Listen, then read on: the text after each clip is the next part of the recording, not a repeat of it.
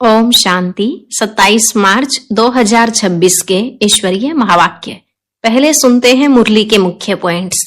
बाबा ने कहा, मैं ही आकर ज्ञान यज्ञ रचता हूँ। यहाँ पढ़कर तुम पवित्र देवता बन जाएंगे।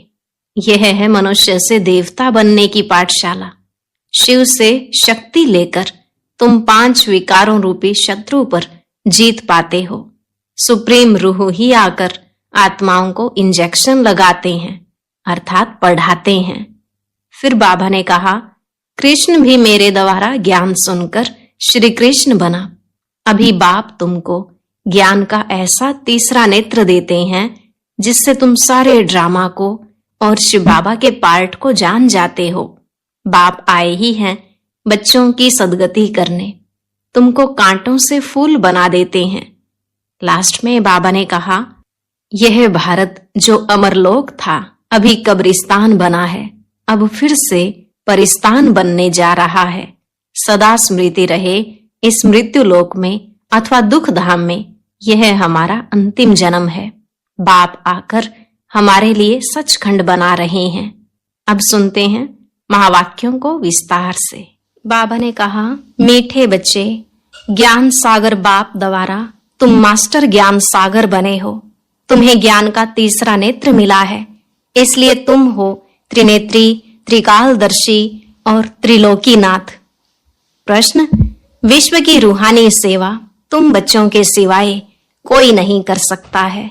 क्यों? उत्तर, क्योंकि तुम्हें ही सुप्रीम रूह की शक्ति मिलती है। पहले तुम आत्माओं को सुप्रीम रूह द्वारा ज्ञान का इंजेक्शन लगता है, जिससे तुम 5 विकारों पर स्वयं भी विजय प्राप्त करते और दूसरों को भी कराते हो। ऐसी सेवा और कोई कर ना सके। कल्प कल्प तुम बच्चे ही यह रूहानी सेवा करते हो। ओम शांति। बाप की याद में बैठना है और कोई भी देहधारी की याद में नहीं बैठना है। नए नए जो आते हैं बाप को तो जानते ही नहीं है, उनका नाम तो बड़ा सहज है, शिव बाबा। बाप को बच्चे नहीं जानते, कितना वंडर है।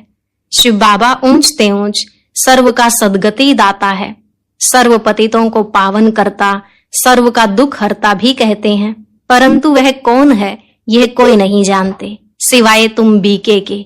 तुम हो उनके पोत्रे पोत्रियां, सो तो जरूर अपने बाप और उनकी रचना के आदि मध्य अंत को जानेंगे। बाप द्वारा बच्चे ही सब कुछ जान जाते हैं। यह है ही पतित दुनिया। सर्व कलयुगी पतितों को सतयुगी पावन कैसे बनाते हैं, सो तो बीके के सिवाय दुनिया में कोई नहीं जानते। कलयुगी दुर्गति से निकालने वाला सतयुगी सदगति दाता बाप ही है। शिव जयंती भी भारत में ही होती है। जरूर वह आते हैं, परंतु भारत को क्या आकर देते हैं यह भारतवासी नहीं जानते। हर वर्ष शिव जयंती मनाते हैं, परंतु ज्ञान का तीसरा नेत्र नहीं है, इसलिए बाप को नहीं जानते।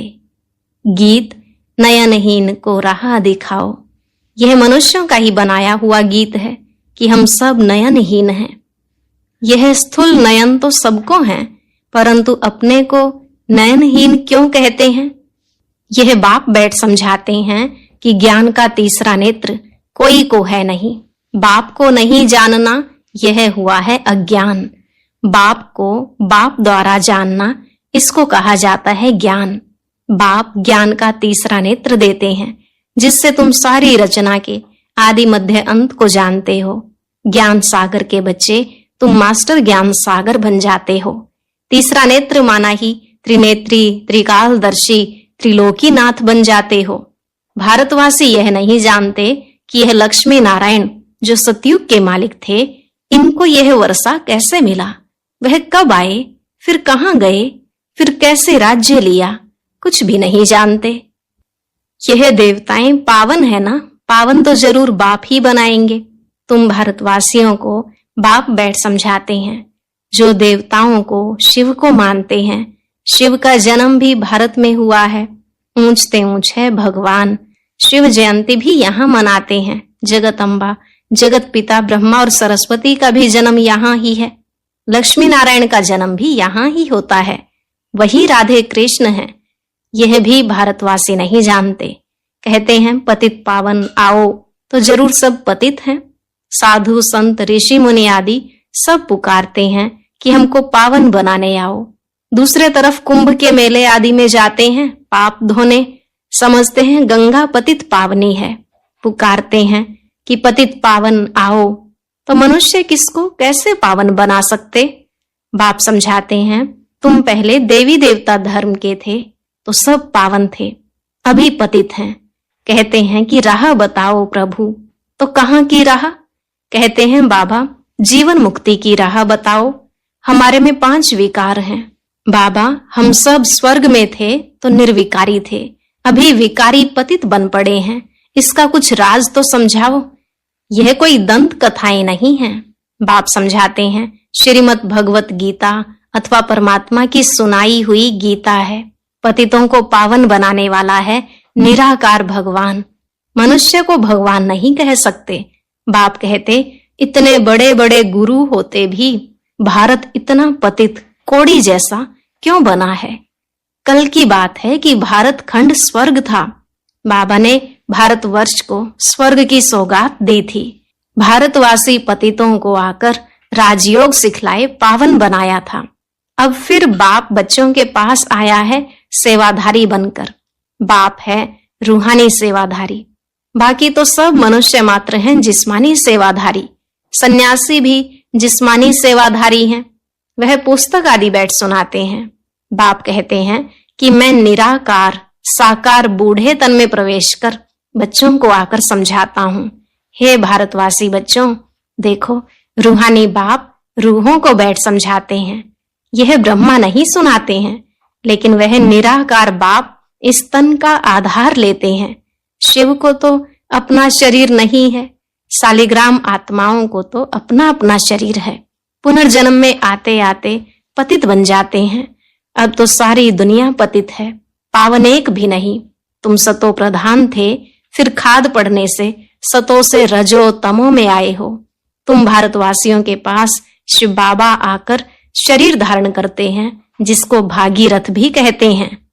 मंदिरों में शंकर का चित्र दिखाते हैं, क्योंकि वह शिव शंकर इकट्ठा समझ लेते हैं। यह समझते नहीं कि शिव तो निराकार है, शंकर तो आकारी है। शिव शंकर इकट्ठा कैसे कहते हैं? अच्छा, फिर बैल पर सवारी कौन करते हैं? शिव व शंकर। सूक्ष्म वतन में बैल कहाँ से आया? शिव रहता है मूल वतन में, शंकर सूक्ष्म वतन में। मूल वतन में सब आत्माएं हैं, सूक्ष्म वतन में सिर्फ ब्रह्मा विष्णु शंकर है, वहां जानवर होते नहीं। बाप कहते हैं मैं साधारण बूढ़े तन में प्रवेश कर तुमको समझाता हूँ। तुम बच्चे अपने जन्मों को नहीं जानते हो। सतयुग से लेकर तुमने कितने जन्म लिए हैं? 84 जन्म लिए। अभी यह है पिछाड़ी का जन्म।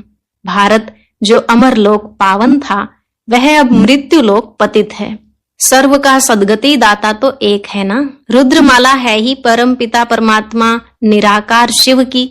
श्री श्री 108 रुद्रमाला कही जाती है। सब शिव के गले का हार हैं।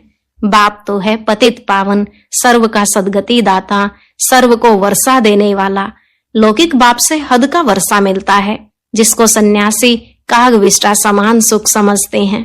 बाप कहते हैं कि बरोबर यह तुम्हारा सुख काग विष्टा समान है। बाप ही आकर पतितों को पावन अथवा कांटों को फूल बनाते हैं नॉलेज से। यह गीता की नॉलेज है।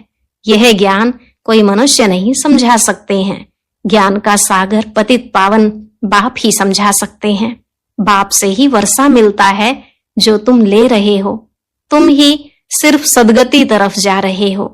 अभी तो संगम पर हो, वह तो कलयुग में है। अभी है कलयुग का अंत। महाभारत लड़ाई भी सामने खड़ी है।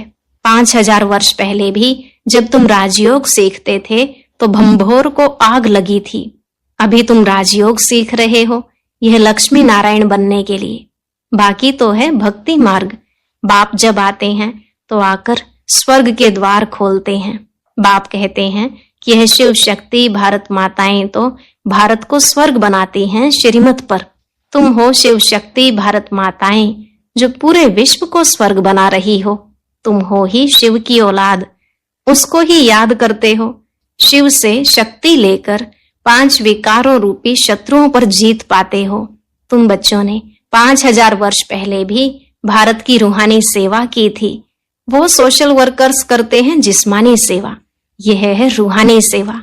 सुप्रीम रूह आकर आत्मा को इंजेक्शन लगाते हैं, पढ़ाते हैं, आत्मा ही सुनती है। तुम आत्माएं हो, तुम ही 84 जन्म लेते हो, एक शरीर छोड़ दूसरा लेते हो। 84 जन्म ले 84 माँ बाप बनाए हैं। सतयुग त्रेता में तुमने स्वर्ग के सुख पाए, अब फिर बेहद के बाप द्वारा सुख का वर्षा ले रहे हो। बरोबर भारत खंड में यह लक्ष्मी नारायण का राज्य था, वहां दैत्य आदि कोई नहीं थे। तुम जानते हो अभी इस पुरानी दुनिया को आग लगनी है। मैं आकर ज्ञान यज्ञ रचता हूँ, तुम सब पवित्र देवता बनते हो। हजारों हैं जो देवता बनने का पुरुषार्थ कर रहे हैं। बाप आया है बच्चों की सदगति करने। तुम बच्चों को कांटों से फूल बना रहे हैं, तुमको ज्ञान का तीसरा नेत्र दे रहे हैं, जिससे तुम सारे ड्रामा को, शिव बाबा का क्या पार्ट बजता है सब जानते हो। ब्रह्मा और विष्णु का कनेक्शन क्या है वह भी जानते हो। वे दिखाते हैं कि विष्णु के नाभि से ब्रह्मा निकला, ब्रह्मा ही जाकर विष्णु बनते हैं। ब्राह्मण सो फिर देवता। विष्णु से ब्रह्मा बनने में 5000 वर्ष लगा। यह तुमको ज्ञान है।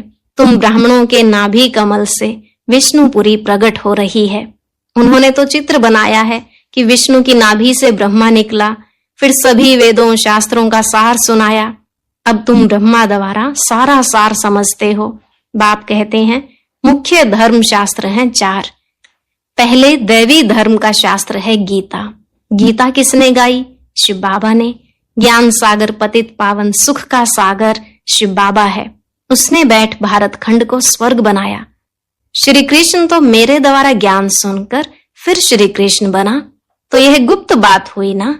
नए नए बच्चे इन बातों को समझ न सके। शिव बाबा ने स्वर्ग की स्थापना की, उसमें यह लक्ष्मी नारायण राज्य करते थे। अब तुम मनुष्य से देवता बन रहे हो। बाप कहते हैं इस मृत्यु लोक दुख धाम में तुम्हारा अंतिम जन्म है।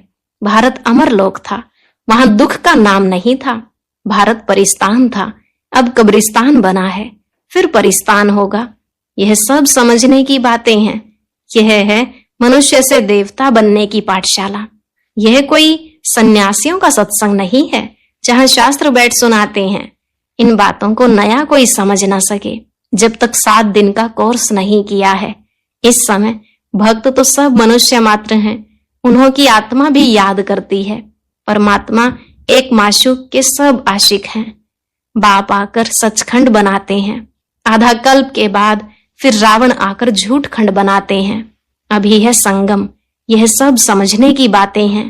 अच्छा, मीठे मीठे सिकिलधे बच्चों प्रति माता पिता बाप दादा का याद प्यार और गुड मॉर्निंग। रूहानी बाप की रूहानी बच्चों को नमस्ते। रूहानी बच्चों की रूहानी बाप दादा को नमस्ते नमस्ते, गुड मॉर्निंग। शुक्रिया बाबा, शुक्रिया। धारणा के लिए मुख्य सार। पहला पॉइंट, बाप की श्रीमत पर चलकर सच्ची सच्ची रूहानी सेवा करनी है। सर्वशक्तिमान बाप से शक्ति ले 5 विकारों रूपी शत्रुओं पर विजय पानी है। दूसरा, मनुष्य से देवता बनने के लिए पवित्र जरूर बनना है। नॉलेज को धारण कर कांटे से फूल बनना और बनाना है। वरदान, विनाश के समय पेपर में पास होने वाले आकारी लाइट रूपधारी भव। विनाश के समय पेपर में पास होने वाले आकारी लाइट रूपधारी भव।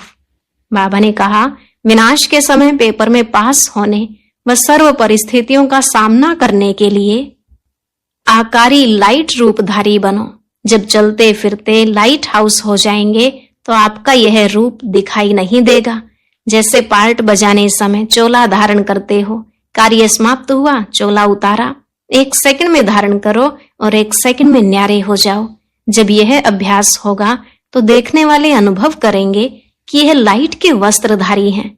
लाइट ही इन्हों का श्रृंगार है। स्लोगन, उमंग उत्साह के पंख सदा साथ हों तो हर कार्य में सफलता सहज मिलती है। उमंग उत्साह के पंख सदा साथ हों तो हर कार्य में सफलता सहज मिलती है। अव्यक्त इशारे, निश्चय के फाउंडेशन को मजबूत कर सदा निर्भय और निश्चिंत रहो। बाप सर्वशक्तिवान है तो उसका हाथ पकड़ने वाले पहुंचे कि पहुंचे, यह फेथ रखो। चाहे खुद भले कमजोर भी हो, लेकिन साथी तो मजबूत है ना, इसलिए पार हो ही जाएंगे। सदा ऐसे निश्चय बुद्धि विजयी रत्न है, इसी स्मृति में रहो। बीती सो बीती, बिंदी लगाकर आगे बढ़ो। विशेष नोट, आज प्यारे बाप दादा की अति लाडली देश विदेश के सर्व ब्राह्मण परिवार की जान, हम सब के दिलों पर राज्य करने वाली मीठी दादी जानकी जी का पुण्य स्मृति दिवस है। दादी जी ने 104 वर्ष की आयु तक विदेही व जीवन मुक्त स्थिति में रहे ज्ञान दान के साथ साथ गुणों का दान करते पूरे परिवार की अलौकिक पालना की है। उनकी सार गर्भित अनेक ज्ञान के गुह्य रहस्यों से भरपूर क्लासेस सभी का मार्गदर्शन करती रही हैं।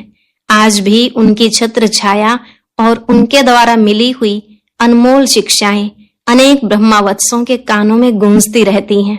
दादी जी सच्चाई, सफाई और सादगी की प्रतिमूर्ति थी। दादी जी द्वारा मिली हुई अनेक अनमोल शिक्षाओं में से कुछ शिक्षाएं लिख रहे हैं। सभी इन्हें आत्मसात करना जी।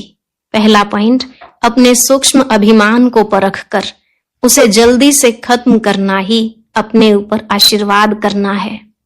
दूसरा, अधिक बोलने, सोचने और चिंता करने से शक्ति खर्च होती है। साइलेंस में रहो तो शक्ति जमा हो। तीसरा, किसी की गलती चित्त पर ना हो। चित्त साफ रखो तो चैन से रह सकेंगे। चौथी, समझ से व्यर्थ व नेगेटिव को खत्म कर दो तो शांति प्रिय बन जाएंगे। पांचवी, बाबा से प्राइज लेनी है तो नियमों पर चलो, थोड़ा भी कहां लगाव झुकाव न हो।